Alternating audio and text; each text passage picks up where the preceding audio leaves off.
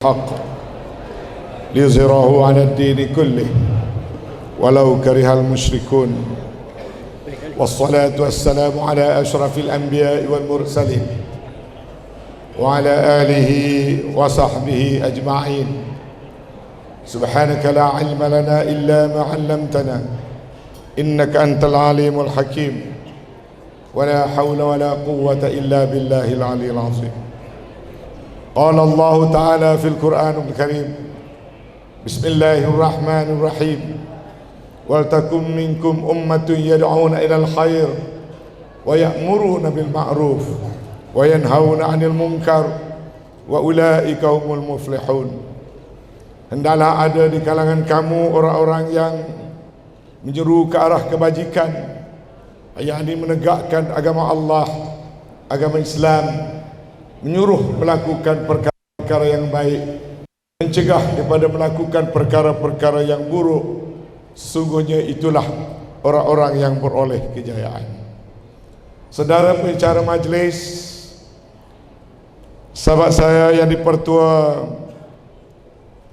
PAS Sepang, Ustaz Sabirin Marsono, Jawa kan, serta timbalannya Ustaz Yusmi yang juga selaku pengurusi jawatan kuasa pelaksana program, yang berbahagia Al-Fadhil Ustaz Syafi'i Ngah, timbalan yang dipertua PAS Negeri Selangor, pimpinan PAS kawasan Sepang, termasuk Muslimat, Pemuda, Amirah. Minta maaf kalau istilah tak berapa kena sebab baru lagi.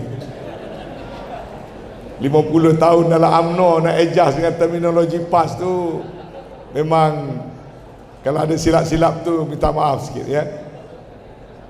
Hadirin hadiran yang dirahmati Allah sekalian, alhamdulillah saya juga turut memanjatkan rasa syukur saya kepada Allah Subhanahu wa taala kerana dapat bersama-sama dengan tuan-tuan sekalian pada malam ini bersempena dengan pelancaran kutipan tabung dan pelancaran jentera sebagai mempersiapkan kesiapsiagaan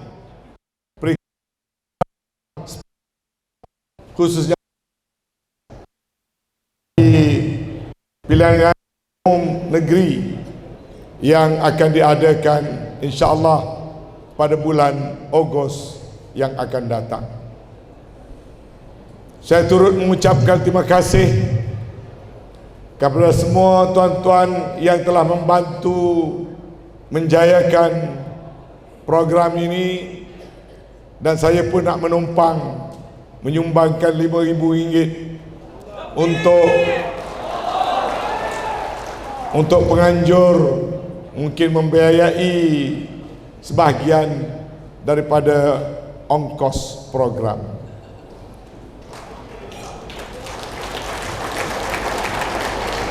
Tuan-tuan sekalian,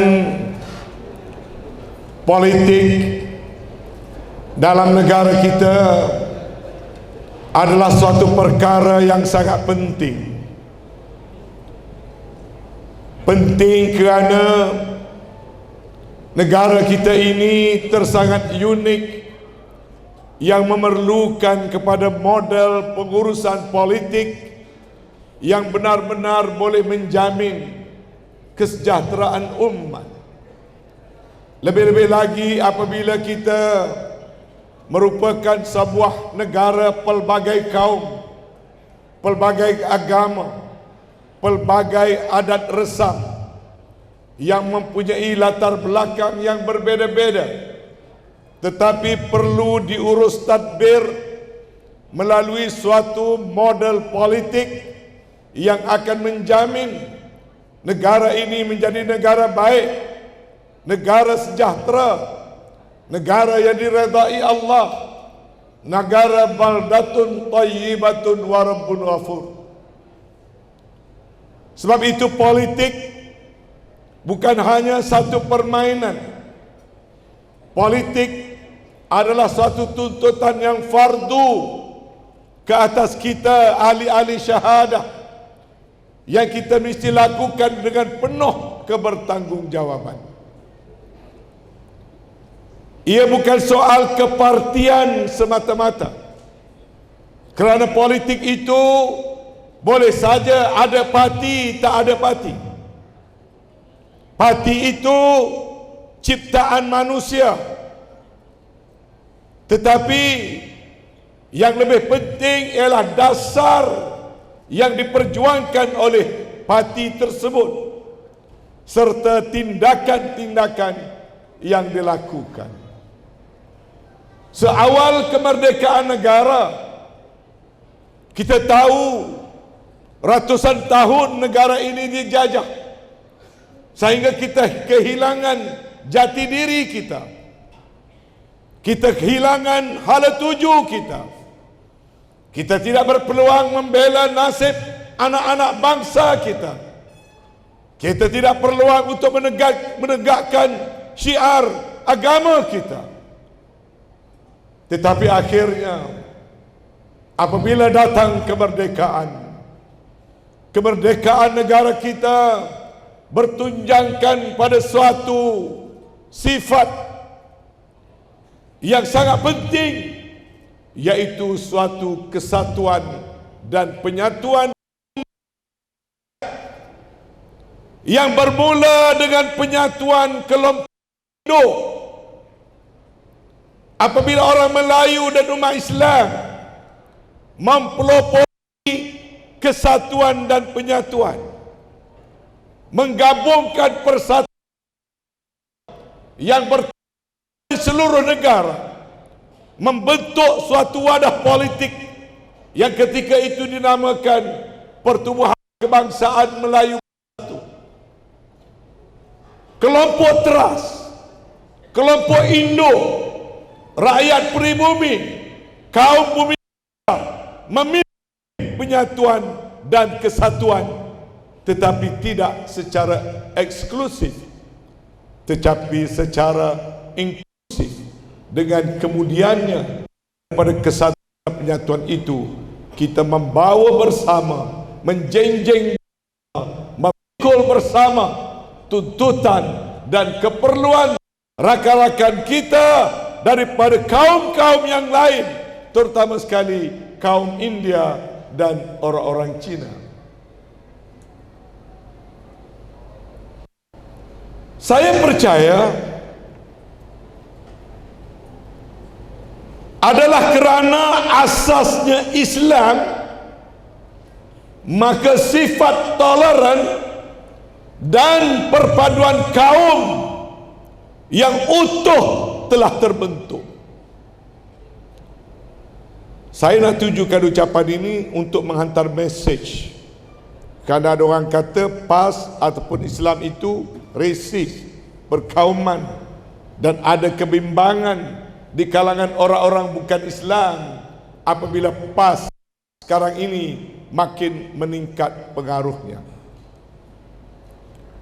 Saya ulangi balik, kerana penduduk majoriti negara ini beragama Islamlah dapat terbentuk perpaduan pelbagai kaum, dapat terbentuk kesadaran, dapat terbentuk prinsip-prinsip ta'awun, kerjasama, ta'yush, coexistence, dan disusuli dengan tahalluf secara perjanjian melalui perlembagaan negara. Kenapa terjadi begitu? Kenapa orang Melayu dan umat Islam sanggup saja bersetuju kerakyatan diberikan kepada orang Cina dan orang India? Kerana kita Islam, kerana kita tidak perkauman, kerana perkauman itu dilarang dalam Islam. Menganiayai orang yang tidak memusuhi kita walaupun agama lain itu diharamkan. Malah Rasulullah sallallahu alaihi wasallam membuat beberapa penegasan dalam sejarah Islam. Antara lain, Nabi pernah bersabda, "Laisa minna man da'a ila asabiyah, wa laisa minna man qatala ala asabiyah, wa laisa minna man mata ala asabiyah." Nabi membuat penegasan, bukan daripada golongan aku orang yang menyeru atas jalan asabiyah atau perkauman, orang yang mati kerana berjuang atas dasar asabiyah, orang yang berperang kerana atas dasar perkauman. Nabi kata apa? Bukan daripada kalangan aku. Tak ada banyak agama yang buat penegasan begitu. Orang bukan Islam harus rasa aman dan damai kalau Islam berkuasa. Kenapa? Perkauman tidak ada dalam Islam. Nabi tak mengaku kumpulan Nabi kalau kita perkauman. Apalagi kata junjungan besar Nabi Muhammad sallallahu alaihi wasallam, barang siapa menyakiti zimmi, akulah musuhnya. Nabi bergalang ganti. Kalau orang Islam menyakiti, merampas hak, menganiayai orang bukan Islam, Nabi kata, akulah mana bermusuh dengan aku. Apalagi yang junjungan besar Nabi Muhammad sallallahu alaihi wasallam lakukan dalam soal membuktikan Islam tidak membenarkan perkauman. Khutbah al-wida ataupun al-wada. Dalam khutbah junjungan besar Nabi Muhammad sallallahu alaihi wasallam kira-kira 2 tahun sebelum baginda wafat, antara lain kandungan khutbah baginda Rasulullah, dengarlah wahai manusia, sesungguhnya tidak ada kelebihan orang-orang Arab ke atas orang-orang Ajam, dan tidak ada kelebihan orang Ajam, yakni bukan Arab, ke atas orang Arab. Maknanya kaum tak membezakan apa-apa, sama ada kita Arab atau bukan Arab. Apalagi bukti yang kita mahukan bahawa Islam kalau benar menjadi tunggak dan tunjang kepada pentadbiran dan pemerintahan, nescaya aman sejahteralah rakyat pelbagai kaum dalam mana-mana negara. Dan inilah yang terbukti dalam sejarah peradaban, the golden era of Islam, sehingga negara pentadbiran Islam sampai ke Spanyol, ke Cordoba, agama lain dibenarkan untuk dianuti. Dan ini jelas dalam Al-Quran. Qul ya ayyuhal kafirun la a'budu ma ta'budun wa la antum 'abiduna ma a'budu wa la ana 'abidun ma 'abadtum wala antum abiduna ma a'bud lakum dinukum waliyadin.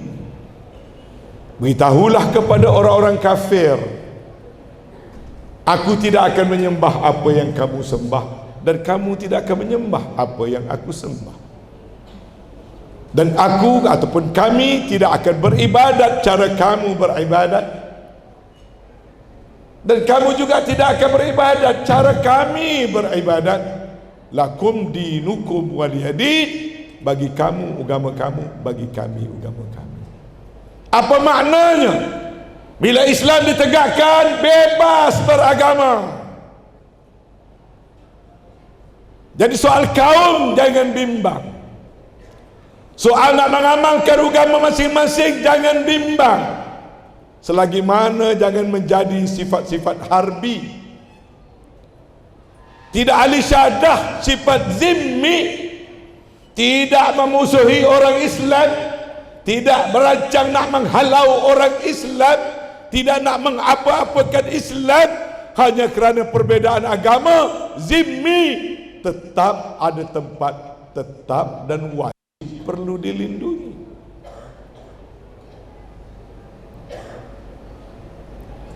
Sebab itu pilihan raya akan datang adalah penting, terutama di Selangor. Kalau sebelum daripada ini PAS memerintah di negeri yang majoriti besar adalah orang Melayu dan umat Islam.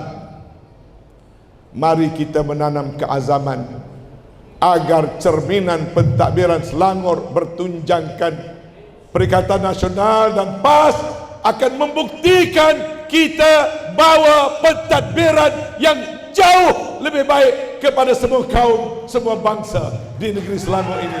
InsyaAllah kita boleh melakukannya. Inilah negeri terbaik untuk kita buktikan baldatun tayyibatun wa rabbun ghafur. Inilah negeri yang terbaik untuk membuktikan tidak ada tempat untuk perkauman membenci antara kaum. Inilah negeri terbaik kita akan pamerkan tentang hak dan kebebasan beragama. Dan inilah negeri yang terbaik bagi semua termasuk zimmi adalah negeri Selangor. Kecuali kalau ada orang Islam sendiri yang masih ragu tentang keupayaan, kebolehan, kesyumulan Islam sebagai ad-din, sebagai cara hidup yang saya katakan tadi pernah menjadi asas kepada perjuangan UMNO dan menjadi tunjang kepada perjuangan PAS dan juga menjadi teras pada perjuangan bersatu. Yang parti-parti ini semuanya berasalnya daripada UMNO. Kemudian berlaku perbedaan pendapat, perbedaan kebanyakannya perbedaan personality, tak banyak perbezaan dasar. Tapi apabila terlalu banyak perbedaan personality, perpecahan demi perpecahan, maka kita menjadi lemah dan hilang semangat, terutama menjelang PRU yang ke-14 yang lalu. Adakah pelik kita jadi lemah, PAS lemah, UMNO lemah, PAS tak jadi kerajaan, UMNO tak jadi? Tak pelik, dah ada dalam Al-Quran. Al-Quran tak mungkin bohong. Rujuk balik. Antaranya, wa ati'u Allah wa rasulahu wa la tanaza'u fatafshalu wa tazhaba rihukum wasbiru innallaha ma'as sabirin. Taatlah pada Allah dan Rasul. Jangan kamu berbantah-bantah, berpecah belah. Nescaya kamu akan hilang semangat dan menjadi lemah. Wasbiru, bersabarlah, kerana Allah bersama-sama orang yang sabar. Tapi kita tidak pedulikan kepada ajaran agama. Kita bergaduh, kita berpecah, kita bergaduh, kita berpecah. Akhirnya kita kelompok teras, kita kelompok majoriti. Pertama kali dalam sejarah minoriti memerintah terhadap orang majoriti. Bahayanya besar. Bukan soal yang remeh, malah seperti cuba digambarkan sebahagian oleh Ustaz Syafi'i ngah tadi. Bahayanya besar. Bukan soal majoriti, minoritinya saja. Model yang tidak mungkin boleh mewujudkan equilibrium politik yang stabil. Ilmu fizik kata, mau kestabilan kena ada equilibrium. Gangguan pada equilibrium terwujud disequilibrium. Nak wujud kestabilan kena model yang betul. Apa dia yang betul? Yang besar, yang tunggak, yang tunjang mesti menunjangi, yang kecil boleh menumpang.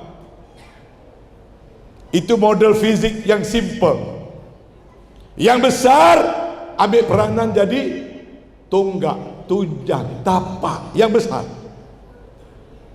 Bila ianya stabil kukuh, yang kecil-kecil boleh berada bersamanya. Tiba-tiba kita tukarkan model politik. Yang kecil duduk di bawah, yang besar duduk di atas. Tak akan stabil. Itu daripada sudut kestabilan. Tetapi dalam politik ada bahaya yang lebih besar, yakni soal ideologi apa yang akan dibawa apabila kuasa berada di tangan. Kalau ideologi yang berteraskan Al-Quran dan As-Sunnah, sejarah telah membuktikan ia membawa keamanan, kesejahteraan, malah menukarkan sifat-sifat jahiliyah kepada madani yang sebenarnya, a civilized society, berteraskan kepada prinsip-prinsip agama yang utuh. Kalau tiru je madani macam sekarang, dia tak jadi. Sebab bila sebut madani, civilized, itu ada banyak. Ada model Amerika, ada model Timur, ada model Jepun, ada model Barat. Semuanya adalah civilized society. Tapi civilized yang bagaimana? Kalau madani yang wujud ke arah baldatun tayyibah, mesti berasaskan pada nilai-nilai keagamaan yang kokoh. Misalnya, madani tidak boleh dibinakan atas kehidupan liberal, kerana liberal membawa kehancuran. Madani tidak boleh dibina atas permissiveness, atas gaya hidup homoseksual, kerana sejarah telah membuktikan amalan homoseksualiti telah membawa kepada porak-poranda. Madani tidak boleh dibina atas dasar-dasar kemunafikan, bila bercakap bohong, bila janji tak tunai, bila beri amanah, amanah diselewengkan. Tak boleh bina madani dalam keadaan kemunafikan menjadi amalan harian sesebuah kerajaan. Istilah cantik madaninya, tetapi kemadaniannya tidak akan terbina kerana dasar-dasar yang palsu. Lebih-lebih lagi kalau dibawa tunjangnya adalah sosialis dan liberalis, tidak mungkin boleh bawa kemadanian dalam masyarakat majoriti umat Melayu dan orang Islam. Itu adalah palsu dan itu percubaan mengaburkan pandangan orang Melayu dan umat Islam. Macam sekarang, semua madani sana madani sini, tapi apa jadi? Nak urus soal telur pun tak selesai. Kita cari telur India. Bukan telur India, telur dari India. Kalau telur India lain pula jadi. Nak manage soal harga pun tak boleh. Apalagi nak tunai janji-janji yang diberikan dulu. Yang kadang-kadang orang politik, ada orang politik, bila dia berucap, dia lupa dunia. Bila dia berucap, histeria, hysterical. Bila berucap, daripada muda sampai tak berapa muda, lupa apa yang dicakapkan semalam, lupa apa yang dicakapkan sekarang. Madani tak boleh dibina dalam suasana yang sedemikian. Madani kena perlu balik kepada perkara yang paling basic yang ada dalam Al-Quran, yang ada dalam ajaran Islam. Kerana itu telah teruji zaman berzaman, terbukti civilization yang tulen bukan palsu adalah dibina daripada peradaban yang mempunyai nilai-nilai keagamaan yang kukuh. Dan kerana itulah dalam sejarah peradaban yang berasaskan kepada iman itu telah membawa kesejahteraan sejagat timur dan barat, utara dan selatan. Maka pilihan raya ini adalah suatu persoalan. Pertama, bagi orang-orang Melayu, Bumi Putra dan umat Islam seluruh negara, maukah kamu berpecah lagi? Oh, terpaksalah. Macam mana? Saya sayang dengan parti, saya orang UMNO, saya ketua cawangan, saya ketua bahagian, Tuan-tuan, yang sedang berucap ni tuan-tuan bukan ketua cawangan.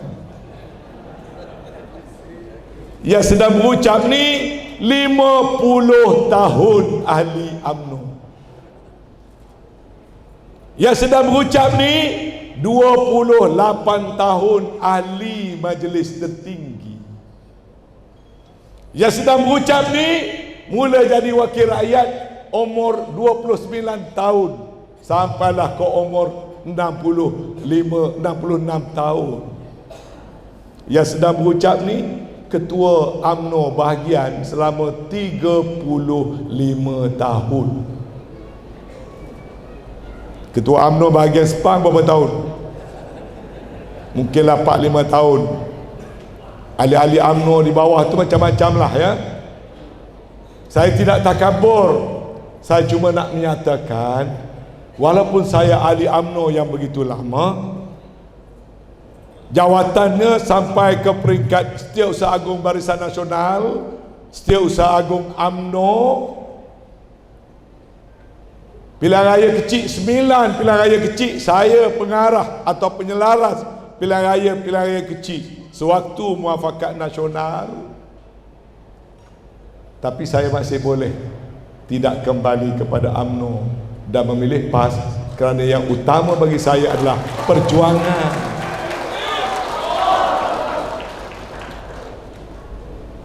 Masalah saya sikit saja. Setelah saya lihat apa berlaku dalam PRU 14, saya mendambakan negara ini hendaklah kembali kepada jari jemari tangan-tangan yang akan mentadbir daripada kalangan kelompok teras, parti Bumi Putra, Melayu dan Islam yang tidak akan meminggirkan yang bukan Melayu dan yang bukan Islam. Tapi tampuknya kena parti-parti yang sedemikian.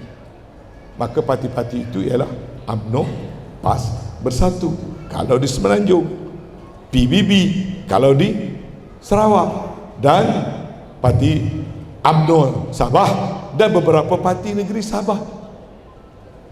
Pada hemat saya, kalau nak kuat, kalau tak nak jadi macam yang digambarkan tadi, berpecah belah dan hilang semangat, kena bersatu. Ringkas cerita, selepas PRU 14 kita mewujudkan muafakat nasional, dah bersetuju menggabungkan semua parti.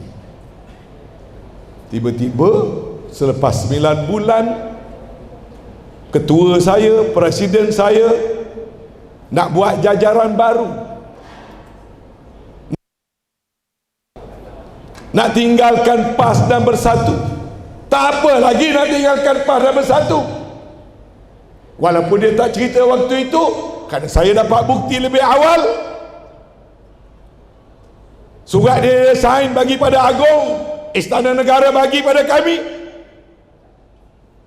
Pertemuan dia setiap malam dengan Anthony Loke, dapat laporan kepada kami. Perbualan cikgu dengan murid sampai kepada kami. Yang jelas menyatakan pada ketika itu percubaan membawa dan kembali kepada situasi songsan, nak meninggalkan mufarakah daripada bersatu dan PAS, dan untuk mengangkat DAP dan PKR, parti satunya sosialis, satu lagi liberalis. Nak tinggal parti-parti yang berteraskan Melayu, Bumi Putra dan Islam. Memang saya sayang pada UMNO, tapi pahaman saya berjuang dalam UMNO namanya Pertubuhan Kebangsaan Melayu Bersatu. Saya mendambakan UMNO yang memimpin penyatuan dan perpaduan. Karena itulah UMNO tahun 1946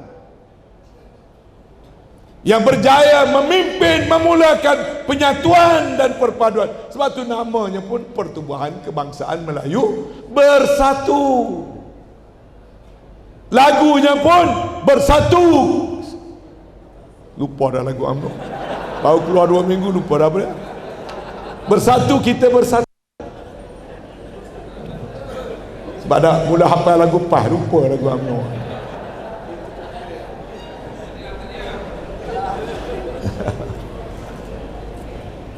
Saya bukan sekadar hanya ahli parti biasa. Bila saya aktif dalam parti, macam inilah saya. Saya berceramah, saya berkempen, saya bergerak ke segenap pelosok negara. Saya bukan ahli politik biasa-biasa. Saya ini pejuang. Bukan setakat pegang jawatan. Ramai dalam UMNO yang hanya pegang jawatan. Sekali seminggu pun tak ada ceramah. Sekali seminggu tidak mengajak rakyat berfikir. Saya sampai sekarang tiap-tiap malam Ustaz Sabirin, malam tadi di Merbuk, malam sebelumnya di Baling, sebelumnya Terengganu, sebelumnya Kelantan, malam besok Sabak Bernam, lepas tu Berderet. Bukan dapat upah pun, pergi ceramah kita pula kena.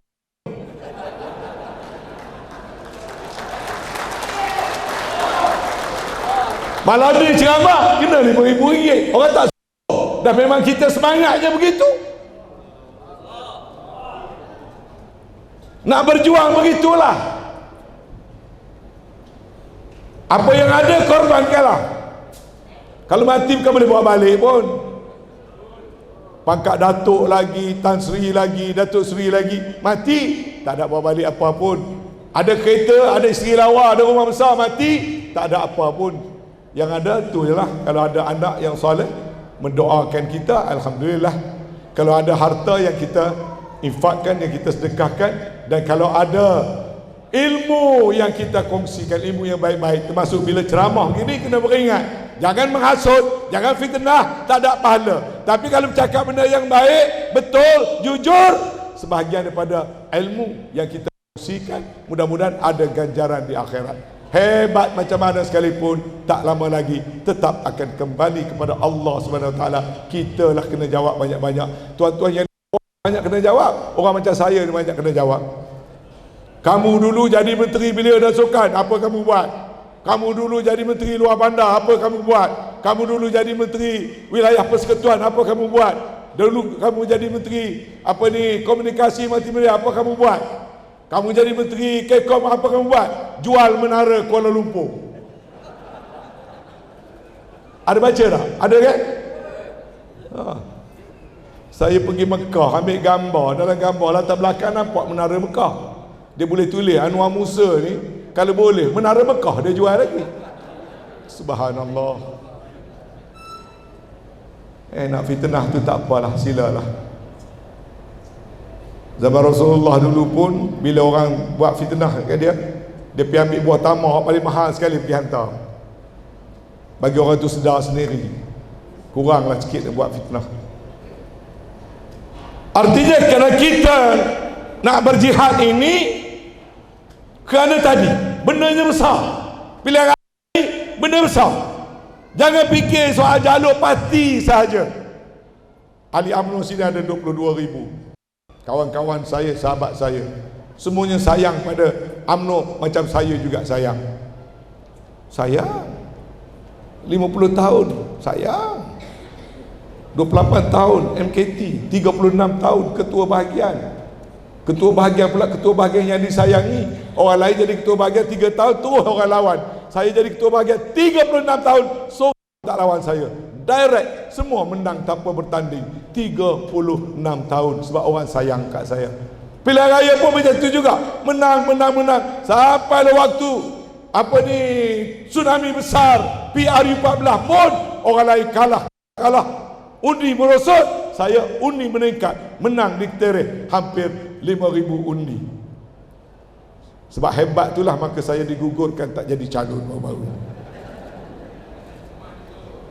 Letak calon baru di bawah konsep UMNO Ponorogo. Ada orang macam Anwar Musa tendang, buang, ambil buh orang lain. Anwar Musa menang juga 25,000, 5,000. Bubuh calon lain, kalah majoriti 23,000. Bila saya dibuang, dipecat, saya balik ke tereng, saya panggil semua ketua-ketua cawangan. Saya beritahu, saya panggil tuan-tuan, saya nak minta satu perkara. Jangan ada seorang pun jatuh air mata walaupun setitik, saya kena buang. Sebab tak ada kesedihan langsung pada diri saya. Tak ada kesedihan. Kenapa saya tak sedih?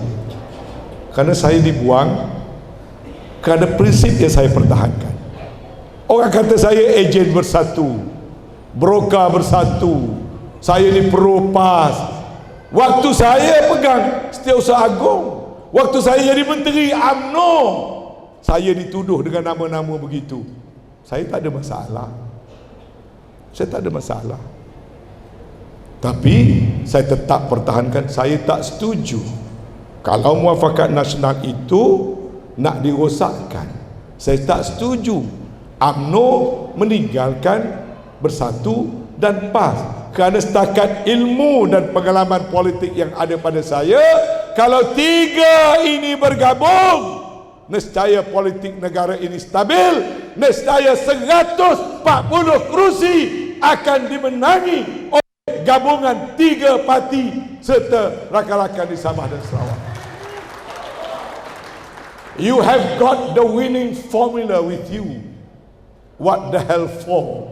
You try to do something else that only invite disaster for your own party. Formula menang dah ada, bukan teori. Datang Cameron Highland by election, sebelumnya kalah, kita menang. Datang Semenyih, kita kalah dulu, kemudiannya menang. Datang pilihan raya di Rembau, kita menang.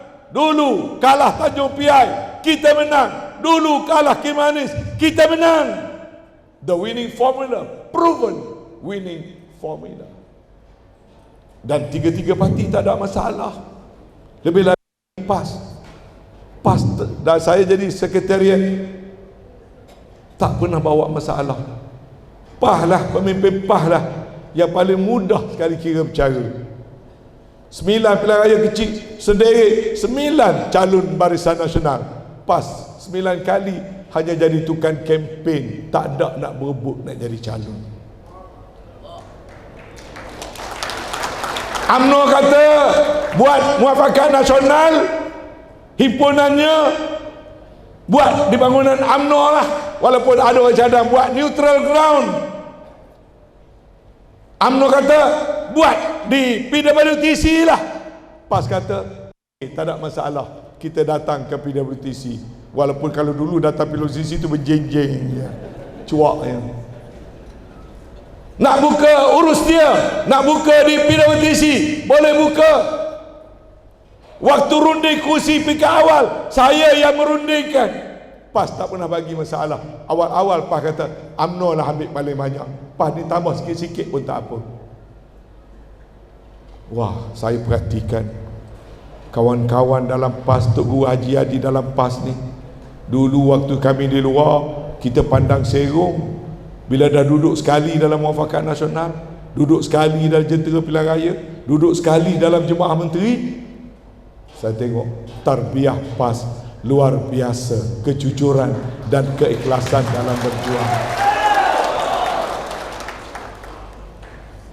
Sebab tu bila Zahir Hamidi kata dia tak nak kepada Bersatu, tapi mungkin boleh ambil PAS, saya kata jangan tendang Bersatu. Kamu tendang Bersatu, kamu hilang PAS.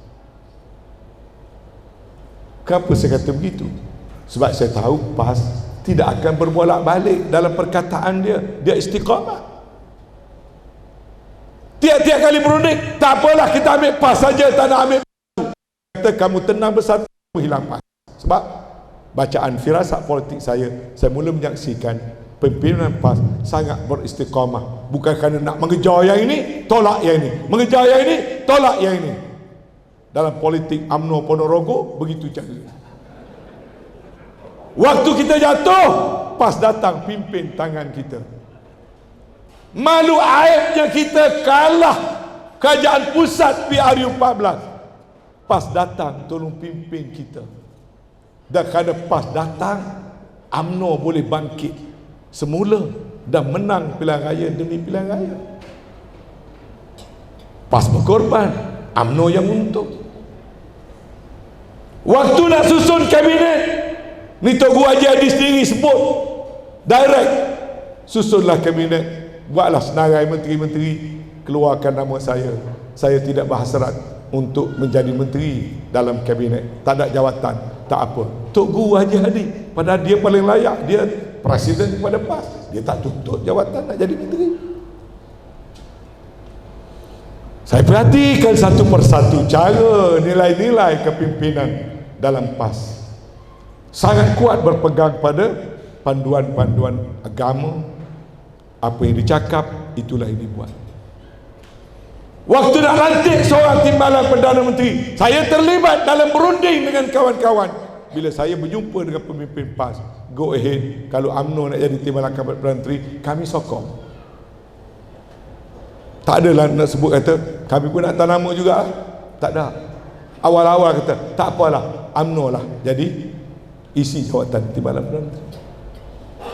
Waktu nak jadikan Datuk Seri Ismail Perdana Menteri, sangat genting ketika itu. Sekali lagi PAS tampil. Saya boleh sebut kerana saya terlibat dalam perundingan itu. Malah ada surat bocor pun, saya antara yang sign agreement antara Perdana Menteri yang ke-8 dengan Perdana Menteri ke-9, saya yang tanda tangan. Saya berucap ini atas benda yang saya terlibat. Saya tak ambil perawi-perawi hadis daif, tak ada. Ini hadis sahih saja. Nak angkat UMNO jadi Perdana Menteri pun PAS paling awal sekali beri sokongan UMNO jadi Perdana Menteri. Jadi di mana yang kata PAS tipu? Di mana yang kata PAS payah nak berunding?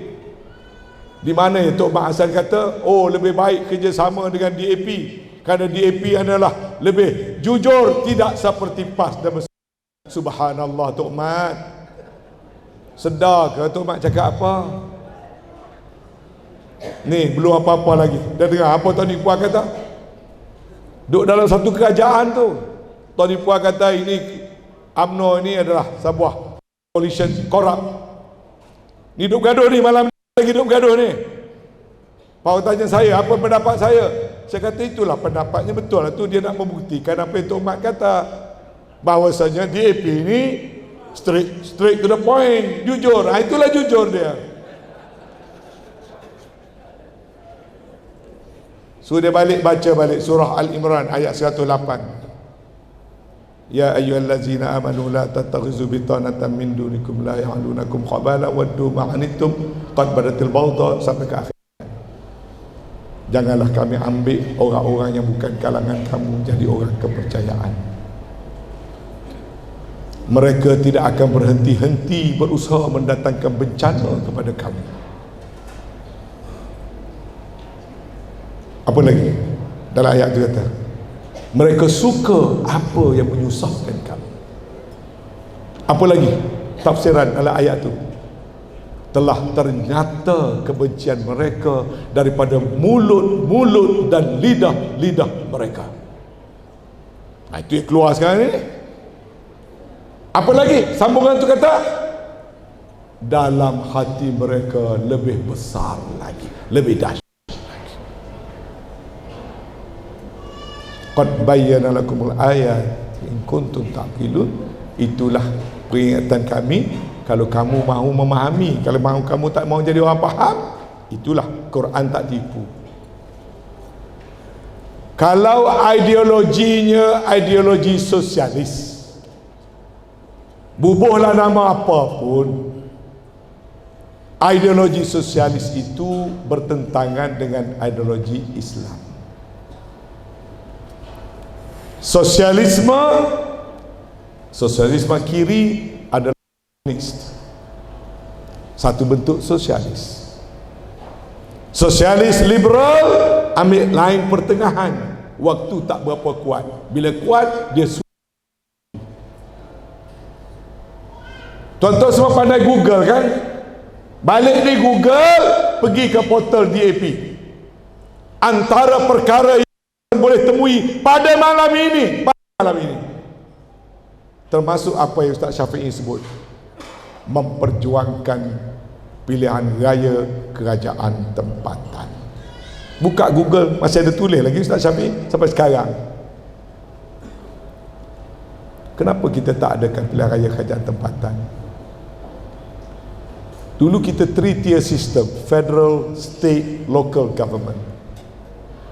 Sekarang jadi federal, state, no more local government.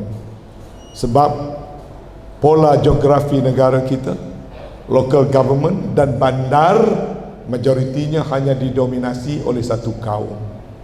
Kalau kita buat secara pilihan raya, kerajaan federal bercampur, kerajaan negeri bercampur sampai ke local government, dia akan jadi probably one race or one party government all the way. Havoc negara kita. Kita buat itu kerana ada kebijaksanaan. Kerana kita telah lihat peristiwa-peristiwa berlaku sebelum ini, termasuk peristiwa 13 Mei. Kita tidak nak sejarah itu berulang. Kita kena urus, kita kena manage negara kita ini supaya rakyat tidak ada rasa kebimbangan. Kita sedang melihat apa yang berlaku di Singapura. Sekarang kita melihat apa sedang berlaku di Penang. Peminggiran terancam. Ambil kawasan-kawasan tertentu, buat rumah besar-besar, buat rumah mahal-mahal yang pihak tertentu tak mampu beli. Indirectly you are chasing them from their villages, from their properties. Halus, tak nampak. Melalui sistem ekonomi bebas, sistem ekonomi kapitalis. Siapa mampu beli, tak mampu tak beli. Tapi akhirnya, that's what happened in Singapore. In the name of modernization, yes, you do urban renewal, yes, you build up SDB flat, but what happened to all the traditional villages? What happened to all the Malay villages? Hatta the Malay palaces dan sebagainya. What happened? Kita tak nak Malaysia jadi Singapura. Kita ada cara kita sendiri nak menguruskan. Kita tidak nak menafikan sesiapa. Tetapi kalau dasar sosialisme, classless society. Tengok dalam deklarasi setapak. Perjuangannya ialah apa? Negara ini tidak harus ada kelas-kelas bumi putra dan bukan bumi putra. Itu dasar sosialisme. Buka dalam Google, tengok lagi apa dia DAP. DAP adalah a permanent member and the most active member of Socialist International. DAP bukan parti biasa-biasa. Kata Lim Kit Siang, DAP akan terus mempertahankan ideologinya, tapi pendekatan kita akan ubah secara pragmatik. Inilah yang timbul soalan yang cuba disebut oleh Ustaz Syafiq ini tadi. Orang kata, oh dah DAP lah ni, DAP Anthony Loh dah tak serupa dengan DAP Lengguan. DAP sekarang ni baik. DAP sekarang ni dah ada Melayu, Cina, India. Dah jadi presiden parti pun masih tak faham politik. Kita tolak DAP bukan soal Cina, India. Kita pun ada parti Cina, parti India. Orang bah lah orang antara orang Palestin daripada Cina dengan India. Orang bah punya sayang pada orang agama lain ni. Kat Kelantan, saya selalu kata, agama Buddha ni ada sikit celeh, kata orang Kelantan. Sikit celeh orang Buddha, tak sampai 1% di Kelantan. Tapi the biggest sleeping tak ada di the biggest, the longest sleeping Buddha tak ada di Penang, tak ada di KL, tak ada di Johor. Tiba-tiba the longest and the biggest sleeping Buddha ada di Kelantan. Pas Pang buat rombongan pergi Kelantan, jangan lupa pergi ke satu tempat namanya Kampung Beruk. Di Kampung Beruk itulah terletak the longest sleeping Buddha. Lama dulu ni, sejak zaman Asri memerintah lagi. Kemudian datang zaman Tok Guru Ni Aziz almarhum. Tak cukup dengan sleeping Buddha zaman Tok Guru, dia benarkan buat the sitting Buddha. Daripada tidur, bangun duduk cokok. Ada halang, ada stop, tak ada. Lakum dinukum waliyadin. Habis satu penggal Tuan Guru ni Aziz. Lepas tu berganti dengan Perdana di Menteri Besar selanjutnya. Tak cukup, from the sleeping Buddha, the lying Buddha, the sitting Buddha, naik pula the standing Buddha, setinggi pokok kelapa di Bacok. Kelantan. Itulah Islam, toleran. Takutkah kita kalau ada the sleeping Buddha, the sitting Buddha, takut? Sebab lakum dinukum waliyadin. Tuhan dah tegaskan, bagi kamu agama kamu, bagi kami agama kami. Kami tak beribadat cara kamu, kamu tak payah beribadat cara kita. So yang orang bukan Islam nak takut apa pasal? Oh dah ada kalepah, mereka kalepah combine akan jadi Taliban. Kalau jadi Taliban, kalau zalim, orang Kelantan lah banyak sekali kudung tangan. Orang Kelantan lah banyak sekali masuk jail pakai seluar pendek. Jangan cuba menakut-nakutkan dengan menipu rakyat supaya orang takut pada pentadbiran Islam. Lebih malang lagi kalau yang melakukan tu orang Islam sendiri, sebagaimana setengah orang UMNO sekarang. Mereka lebih tega menghina ustaz.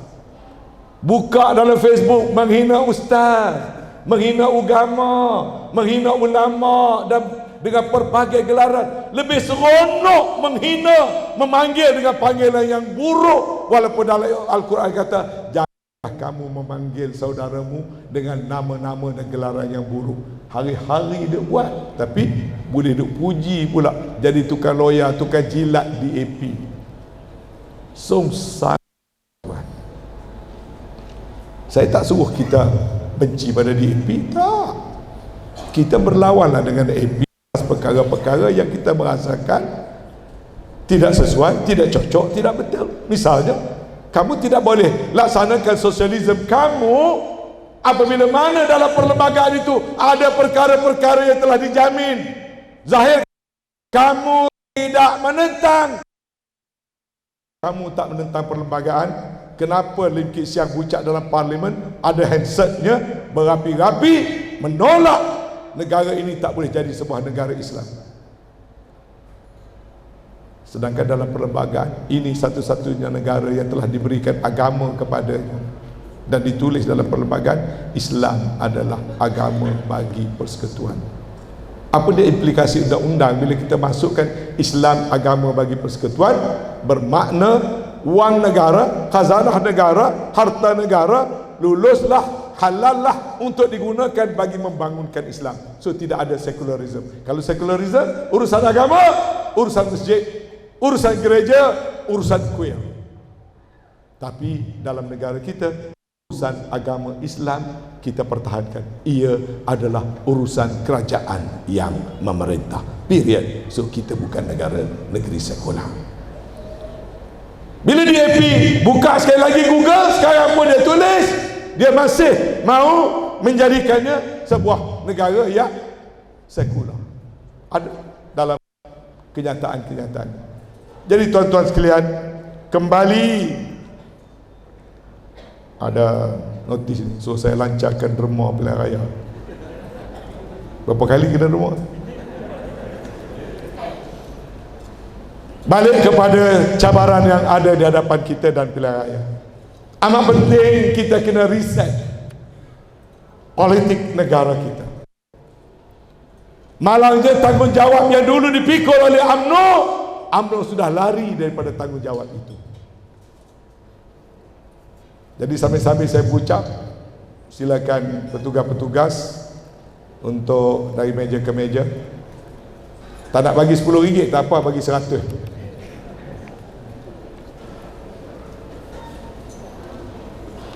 Adalah penting untuk kita reset politik negara kita. Reset ini memerlukan penyertaan semua, tak kira parti apa.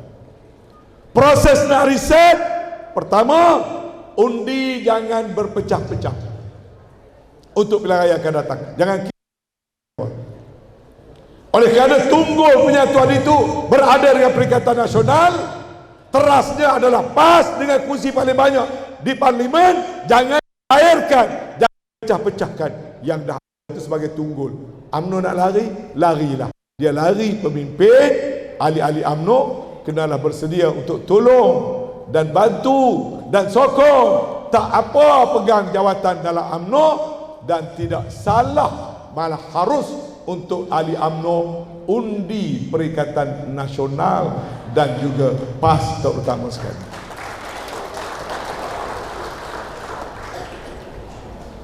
Sebenarnya yang ini tak payah saya suruh. Bila raya lepas orang dah buat dah. Saya ingatkan sekarang UMNO ahli 3.7 juta. Undi dia dapat hanya 3.2 juta. Mana ahli UMNO pun dah cerdik main parti. Bukan orang DAP je. Ada orang yang jadi ahli MCA pangkah DAP, ahli gerakan pangkah DAP. Akhirnya DAP dapat banyak undi, ahli dia sikit aja. Di kalangan orang Cina dah lama buat dah.